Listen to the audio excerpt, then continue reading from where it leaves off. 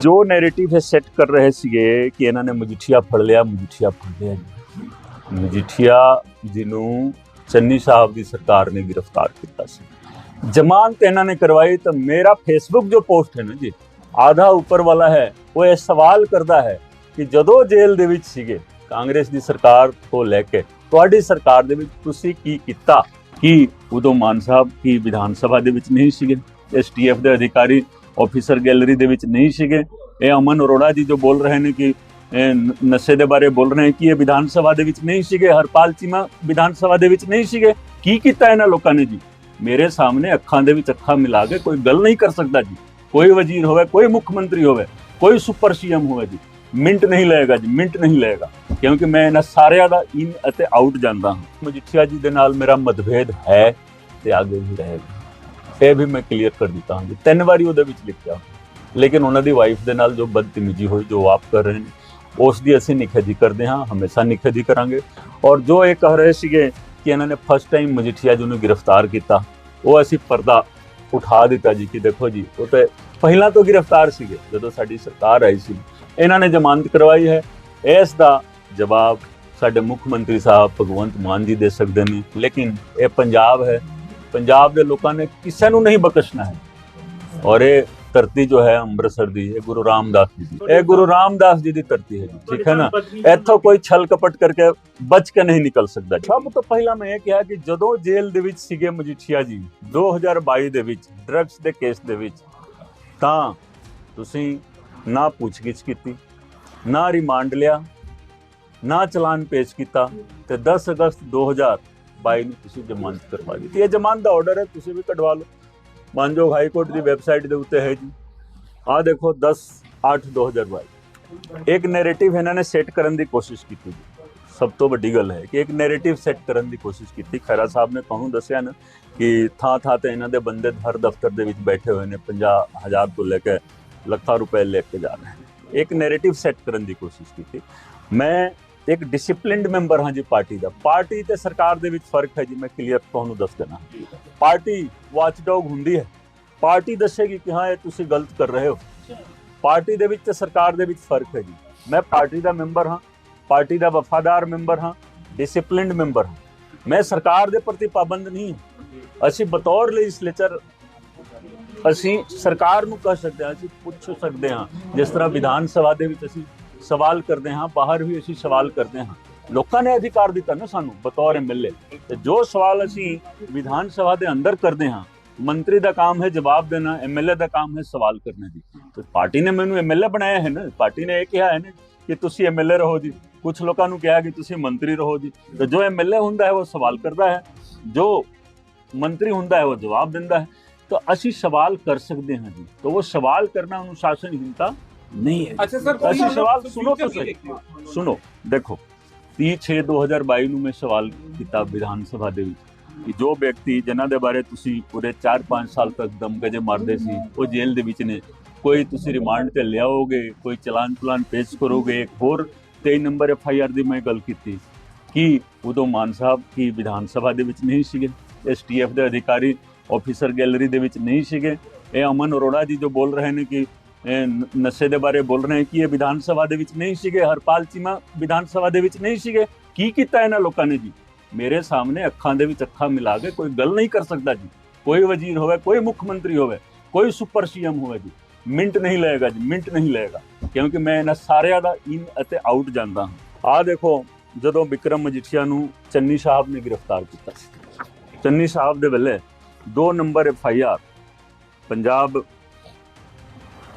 State crime cell ਦਾ FIR 20/12/2021 ਜੋ election ਜਦੋਂ ਚੱਲ ਰਿਹਾ ਸੀ, ਕੈਪਟਨ ਅਮਰਿੰਦਰ ਸਿੰਘ ਤੋਂ ਬਾਅਦ ਚੰਨੀ ਸਾਹਿਬ ਬਣ ਗਏ ਸੀਗੇ ਮੁੱਖ ਮੰਤਰੀ, ਉਹਨਾਂ ਨੇ ਦਰਜ ਕਰਾਇਆ ਸੀ।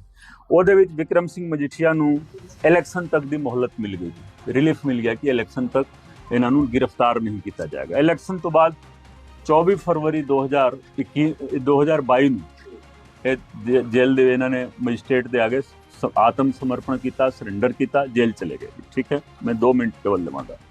ਆਹ ਦੇਖੋ ਤੁਸੀਂ, ਮਾਨਯੋਗ ਹਾਈ ਕੋਰਟ ਦਾ ਆਰਡਰ।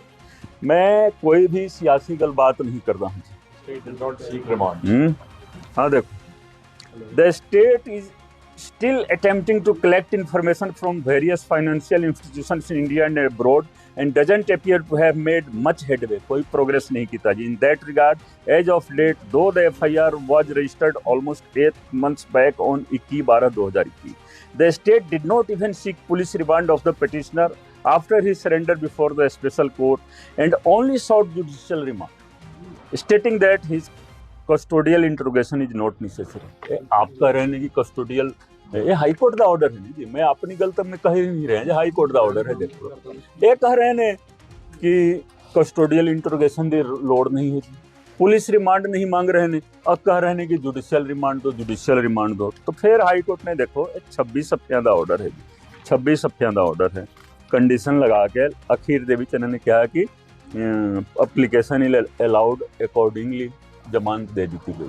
तो 5 महीने आम आदमी पार्टी की सरकार दे. मेरे कहने का मतलब है कि जो नैरेटिव है सेट कर रहे सीगे कि इन्होंने मजिठिया फड़ लिया, मजिठिया फड़ लिया जी. मजिठिया जिन्हों चन्नी साहब की सरकार ने गिरफ्तार किया सी, जमानत इन्होंने करवाई. तो मेरा फेसबुक जो पोस्ट है ना जी, आधा ऊपर वाला है, वो ये सवाल करता है कि जदों जेल दे विच सीगे कांग्रेस की सरकार को लैके तुहाडी सरकार दे विच तुसीं की कीता, जो हाई कोर्ट के ऑर्डर के विच भी लिखिया हो.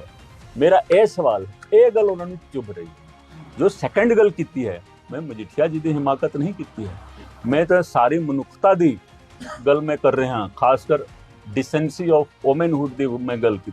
जिस तरह सवेरे सवेरे 4 बजे एक पुशअप बाली इंस्पैक्टर, एक टेसी इन्हों के घर के बद गया. देखो पता नहीं इन्होंने डेट याद है कि नहीं याद है. 28 सितंबर का दिन से जी, शहीद भगत सिंह जी का उस दिन असी जन्मदिन मनाते हैं, 28 सितंबर, ठीक है ना, सरदार भगत सिंह जी का. तो 28 सितंबर को सवेरे सवेरे 4-5 बजे इन्हों के घर पर. इत्थे भी वही हाल है. इत्थे भी मान लो कोई जनानी तैयार हो रही है अपने कमरे के विच, बैडरूम के विच है, बच्चों को तैयार कर रही है, तो अधिकार नहीं है. ये तो अंग्रेजों के टाइम का भी जो कानून है ना जी, तो सैक्शन 100 तुसीं CRPC का पढ़ लो कि जिथे रेड हो रहा है उत्थे कोई जनानी है तो उसकी लोक लज्जा का पूरा ख्याल रखा जाऊगा, जो पूरा समा दिता जाएगा, समा दिता जाएगा कि वो मतलब तैयार तुआर होकर एक साइड हो जाए. तो जो किया गया मैं सिर्फ मजिठिया साहब की वाइफ वास्ते में नहीं किया, मैं तो समूची मनुखी जाति की, समुची महिला, मतलब जो अपने औरत जात है, मन जात तो नहीं कहांगे, मतलब समुची वोमेनहुड में, वोमेनहुड डिसेंसी ऑफ वोमेनहुड में कह रहे हैं, वो दी गल की है. और उत्थे अभी मैं लिखिया कोई नेता होवे, अभिनेता होवे, दोस्त होवे, दुश्मन होवे, अमीर होवे, गरीब होवे, ये सारिਆਂ ਦੇ ਉੱਤੇ लागू ਹੁੰਦਾ. ਤੁਸੀਂ फेसबुक पोस्ट पढ़ लो ना, तो ये 2 चीज़ां तो इन्हों बहुत ज़्यादा होया जी. तो तुसीं औरत की लोक लज्जा नूं तुसीं अपने हिसाब के नाल नहीं मतलब वो उन्होंने कर सकते कि हाँ मान लो अगला लाइन मेरा यह भी है कि मजिठिया जी के नाल मेरा मतभेद है तो आगे भी रहेगा. ये भी मैं क्लीयर कर दिता हाँ जी, 3 बारी वो लिखा. लेकिन उन्होंने वाइफ के नाल जो बदतमीजी हुई, जो आप कर रहे हैं, उसकी असीं निखेधी करते हाँ, हमेशा निखेधी करांगे. और जो ये कह रहे थे कि इन्होंने फर्स्ट टाइम मजिठिया जी को गिरफ्तार किया, वो असीं पर्दा उठा दिता जी कि देखो जी वो तो पहला तो गिरफ्तार सीगे, जो साडी सरकार आई सी, इन्होंने जमानत करवाई है. इसका जवाब साडे मुख मंत्री साहब भगवंत मान जी दे सकते हैं. सुपर CM की तुसीं गल कर रहे हो, तो सुपर CM आज दिखाई नहीं दे रहे हैं, ठीक है. राघव चड्ढा जी जवाब वो भी देंगे. तो नैशनल कन्वेनर आजकल मतलब पंजाब दे विच ही तुर फिर रहे हैं, केजरीवाल साहब, जवाब तो उन्होंने भी देना पड़ेगा. कोई ना कोई तो हिसाब किसी न किसी टाइम पे मंगना ही है. लास्ट सवाल है, सरकार का की फ्यूचर देखते. देखो मैं सरकार के बारे कोई गल जो गल करनी होंगी है ना विधान सभा दे विच मैं करदा. एक गल होर देखो जी, देखो जो इन्होंने कार्रवाई की है, तुसीं सारे जानते हो कि 7-8 महीना पहला मेरे घर दे विच एक बहुत बड़ा हादसा होया. खैरा साहब उदों भी अफसोस करने वास्ते आए सीगे जदों मेरी वाइफ का मतलब स्वर्गवास हो गया जी अचानक, ठीक है. उसथे भी इन्होंने लोगों ने राजनीति, वख-वख पार्टियां दे लोग आए जी, सब मतलब समाजिक संस्थावां दे, धार्मिक संस्थावां दे, 4 ਵਾਰੀ ਇੱਥੇ ਸਿਕਿਉਰਿਟੀ ਲੱਗ ਚੁੱਕੀ ਹੈ ਜੀ। ਅਸੀਂ ਨਹੀਂ ਮਤਲਬ ਕਿਹਾ ਕਿ ਹਾਂ ਕੋਈ ਆਵੇ ਜਾਂ ਨਾ ਆਵੇ, ਮੁੱਖ ਮੰਤਰੀ ਸਾਹਿਬ ਆ ਰਹੇ ਨੇ ਜੀ, ਮੁੱਖ ਮੰਤਰੀ ਸਾਹਿਬ ਆ ਰਹੇ ਨੇ। ਇੱਕ ਦਿਨ ਫੋਨ ਆਇਆ ਰਾਤੀ 10 ਵਜੇ ਕਿ ਹਾਂ ਸਿੱਧਾ 에ਅਰਪੋਰਟ ਤੋਂ ਕੇਜਰੀਵਾਲ ਸਾਹਿਬ ਤੁਹਾਡੇ ਘਰ ਦੇ ਵਿੱਚ ਹੀ ਆ ਰਹੇ ਨੇ ਤੇ ਤੁਸੀਂ ਸੋ ਮਤ ਜਾਣਾ, ਠੀਕ ਹੈ ਕਿ ਨਹੀਂ। ਫਿਰ ਇੱਕ ਦਿਨ ਤੁਸੀਂ ਤੁਹਾਡੇ ਜਿਹੜੇ ਪ੍ਰੈਸ ਫੋਟੋਗ੍ਰਾਫਰ ਨੇ ਉਹ ਇੱਥੇ ਆ ਗਏ ਜੀ ਕਿ ਕੇਜਰੀਵਾਲ ਸਾਹਿਬ ਆ ਰਹੇ ਨੇ। 4 ਵਾਰੀ ਇਸ ਤਰ੍ਹਾਂ ਦੀ ਡਿਊਟੀ ਲੱਗੀ ਹੈ ਜੀ। ਸਾਨੂੰ ਪਤਾ ਹੈ ਕਿ ਉਹਨਾਂ ਨੇ ਆਉਣਾ ਨਹੀਂ, ਲੇਕਿਨ ਲੋਕਾਂ ਨੂੰ, ਮੀਡੀਆ ਨੂੰ ਇਹਨਾਂ ਨੇ ਕੀ ਵਿਖਾਵਾ ਕੀਤਾ, ਰਾਜਨੀਤੀ ਕੀਤੀ। ਮੇਰੀ ਵਾਈਫ ਦੀ ਮੌਤ ਤੇ ਵੀ ਇਹਨਾਂ ਨੇ ਰਾਜਨੀਤੀ ਕੀਤੀ ਹੈ ਜੀ। ਦੇਖੋ ਰਾਜਨੀਤੀ ਕੀਤੀ ਹੈ। ਤੁਸੀਂ ਨਾ ਹੋ, ਸਾਨੂੰ ਕੋਈ ਲੈਣਾ ਦੇਣਾ ਨਹੀਂ ਹੈ ਜੀ। ਤੁਸੀਂ ਨਾ ਹੋ, ਜਿਨ੍ਹਾਂ ਨੇ ਆਉਣਾ ਹੈ, ਜਿਨ੍ਹਾਂ ਨੂੰ ਹਮਦਰਦੀ ਹੈ ਉਹ ਆਉਣਗੇ। ਲੇਕਿਨ ਮੇਰੀ ਗੱਲ ਤਾਂ ਸੁਣੋ, ਮੈਂ ਦਿਆਨਤਦਾਰੀ ਦੀ ਗੱਲ ਕਰ ਰਿਹਾ। ਤੁਸੀਂ ਕੀ ਵਿਖਾਵਾ ਕਰ ਰਹੇ ਹੋ? 4 ਵਾਰੀ ਡਿਊਟੀ ਲੱਗੀ, ਪ੍ਰੈਸ ਫੋਟੋਗ੍ਰਾਫਰ ਵੀ ਆਏ ਨੇ, ਠੀਕ ਹੈ ਨਾ, ਠੀਕ ਹੈ ਕਿ ਨਹੀਂ। ਤੇ ਉਸ ਮੁੱਦੇ ਤੇ ਵੀ ਇਹਨਾਂ ਲੋਕਾਂ ਨੇ ਰਾਜਨੀਤੀ ਕੀਤੀ। ਦੂਸਰੀ ਗੱਲ ਇਹ ਹੈ ਕਿ ਉਸ ਤੋਂ ਬਾਅਦ, ਉਸ ਹਾਦਸੇ ਤੋਂ ਬਾਅਦ ਤੁਹਾਨੂੰ ਸਾਰਿਆਂ ਨੂੰ ਪਤਾ ਹੈ ਕਿ ਮੈਂ ਰਾਜਨੀਤੀ ਦੇ ਵਿੱਚ ਪੂਰਨ ਤੌਰ ਤੇ ਸਰਗਰਮ ਨਹੀਂ ਹੋਇਆ ਹਾਂ, ਠੀਕ ਹੈ ਨਾ।